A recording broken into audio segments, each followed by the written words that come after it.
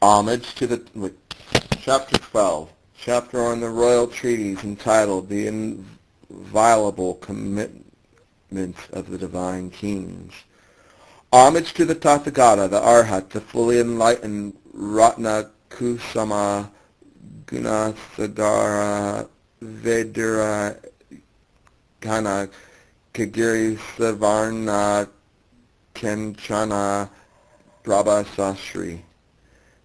Homage to the Tathagata, the Arhat, the enlightened Shakyamuni, whose body is adorned with hundreds of thousands of millions of virtue, and who makes the light of the Dharma blaze forth.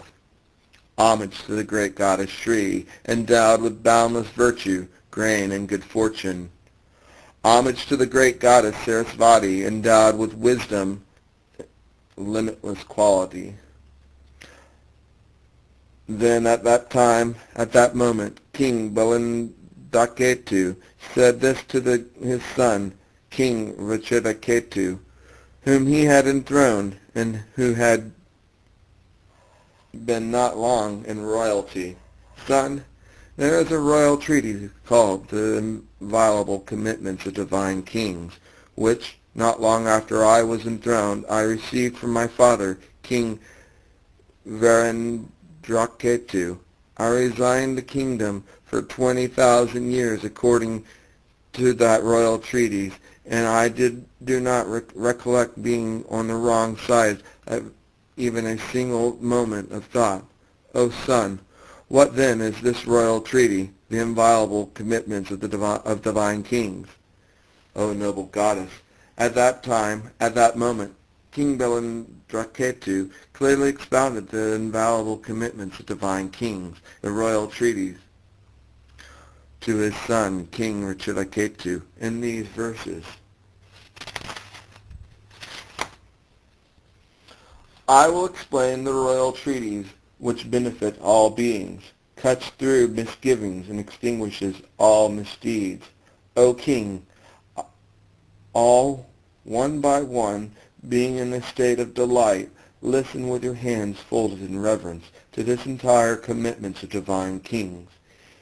Here at Vajrakara, the king of mountain, when the divine Lord assembled, all the world's protectors stood up to ask Brahma, the divine king, O Brahma, you are the principal god, you are the Deva king. May you cut through our qualms, may you dispel our doubt. Why is a king born among humans called divine? For what reason has he called divine son? Born in the world of humans, he would be a human king. How do gods will divine kingship among men?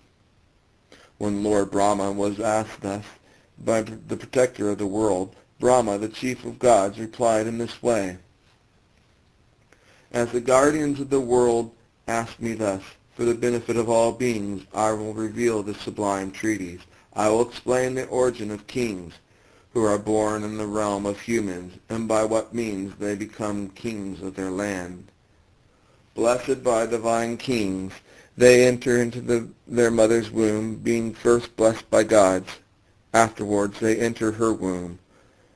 Once born in the human world, they become king of humans. From gods they are born. Thus they are called divine sons, granting them a share of royalty, and saying, you are the son of gods. The divine ruler of 33 creates such human kings in this way, in order to bring misconduct to an end, thwart what is against the Dharma, and set beings in virtuous deeds, so they may ascend to celestial abodes. The king of humans, be they Gandharvas, Rakshas, low caste, humans, or gods, bring the end of evil deeds. These human lords, blessed by devas, to know actions ripening effects, are like parents to those who engage in virtue. They are empowered by gods to show the fruition of deeds, of actions done well, and wrongly done in this life. When the lords overtook evil acts committed in their lands, and to those who are unlawful, fail to meet our benefiting revenge through neglect of unlawful deeds, That which is not Dharma will triumph. Conflicts and clandestine acts will befall the region over and over again.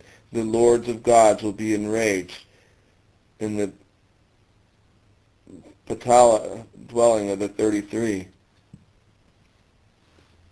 When a king overlooks the presence of evildoers in his regions, terrible clandestine acts will ruin and destroy that land. Upon arrival of a foreign army, the country will utterly succumb.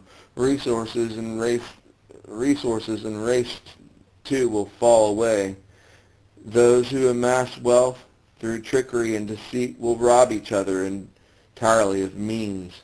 When a king does not perform the function for which kingship has been bestowed, he demolishes his own realm, as the elephant lord destroys a lotus pond.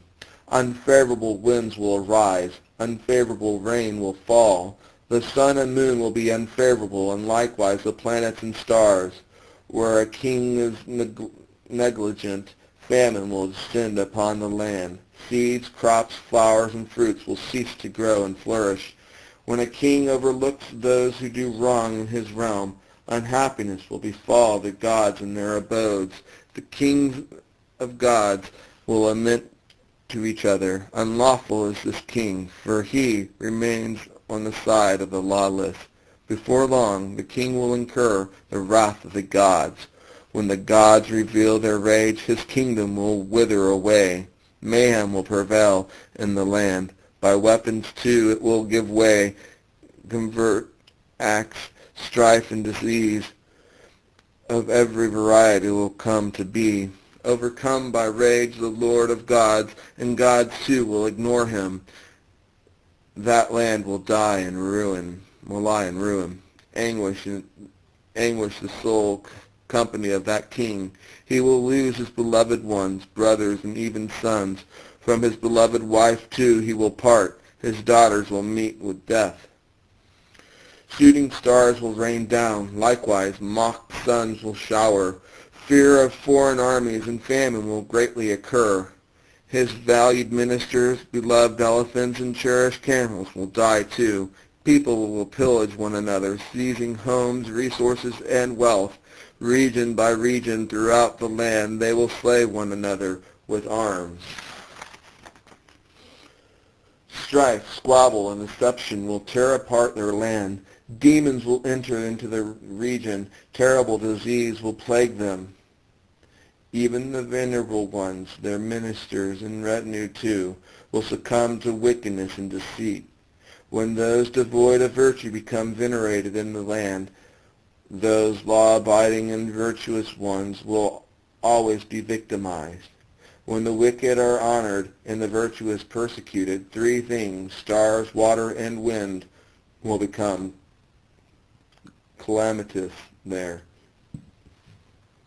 When the wicked are embraced, three things, the flavor, essence, and power of the sublime Dharma, the strength of beings, and quality of the earth will utterly perish. When the corrupt are esteemed and the sublime dishonored, three things, famine, thunderbolts, and death, will occur in that place.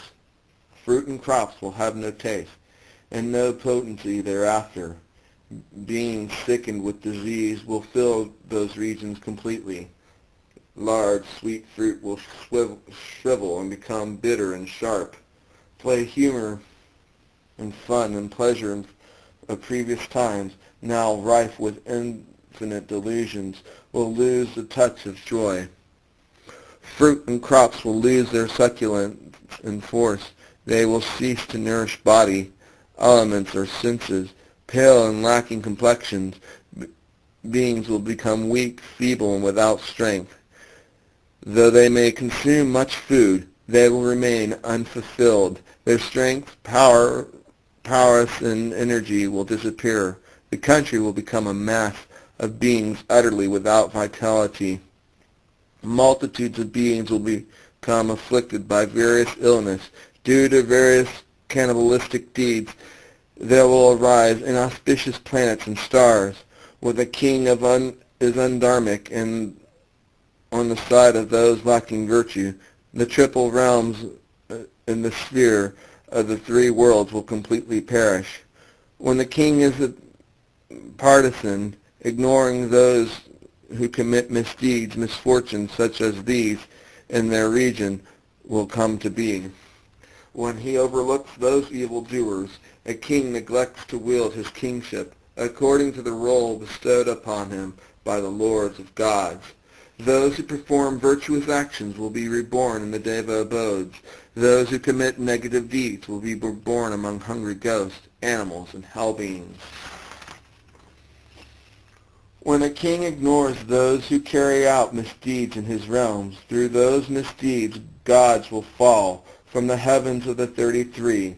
And when the king does not fulfill his duty, he is no longer his forefather's son, and the kings of gods will rain misfortune upon his kingdom. When his lands are ravaged by rampant disorderly acts, he will quell these transgressions and encourage positive deeds. Thus have the lords of gods vested kingship upon him in the human realm. It is he who effects fruition for beings in this life, for he demonstrates the ripened effects of deeds done well and wrongly done. For this reason he is called king, for his own welfare and that of others, for the sake of order in that land. He is blessed and approved by hosts of gods in order to bring harmony to his kingdom. He should renounce life and sovereignty and subdue the wicked and sinful in his domain. Should he tolerate lawlessness and wittingly ignore the unlawful, no other threat could be as terrible as this. As evil and wickedness arise, if those responsible are not indicted,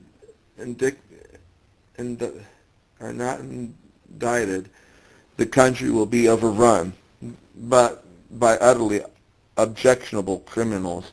As elephants demolish great pools, so these regions will be destroyed. As the abode of gods perish, the king of gods become wrathful. Then all things in that realm will be doomed to misfortune. Hence, those who commit misdeeds must be tamed according to their crime. In the realm protected in keeping with the Dharma, the king should not commit unlawful deeds. Giving up even his life for the sake of justice, he should never succumb to bias. Should even once the king take the side of people related and unrelated of any person of his realm, he will utterly fall into prejudice. The fame and renown of that king who is virtuous in Dharma fills the triple worlds and makes the lords of gods happy in the dwellings of the 33. Those gods will say, "Our son in Jambuvika is such an honest king. Establishing beings in virtuous deeds, he rules his realm according to the Dharma. Through good deeds, this king helps beings arrive in our lands. He fills the abodes of gods with devas and their divine sons. As he rules his realm according to the Dharma, we kings of the gods are indeed well pleased. Being pleased, the king of gods will offer protection to this human king.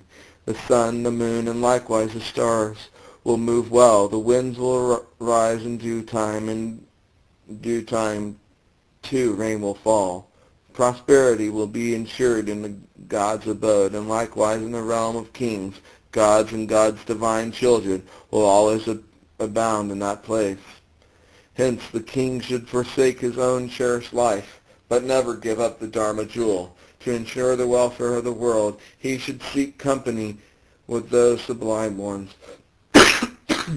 fully adorned with virtue, happy with their people, and renounced from sinful deeds, protecting his realm according to the Dharma, teaching well the laws of the Dharma too. Those engaged in virtue should be encouraged, and he himself must refrain from evil deeds. When those who do evil deeds are accordingly tamed, a year of abundance will ensure. Magnanimous will be the king, possessed of renown and fame, who reigns his subject in peace. Thus ends the 12th chapter, the chapter on the royal treatise entitled The Inviolable Commitments of Divine Kings, from the King of Glorious Sutra, the Sublime Golden Light.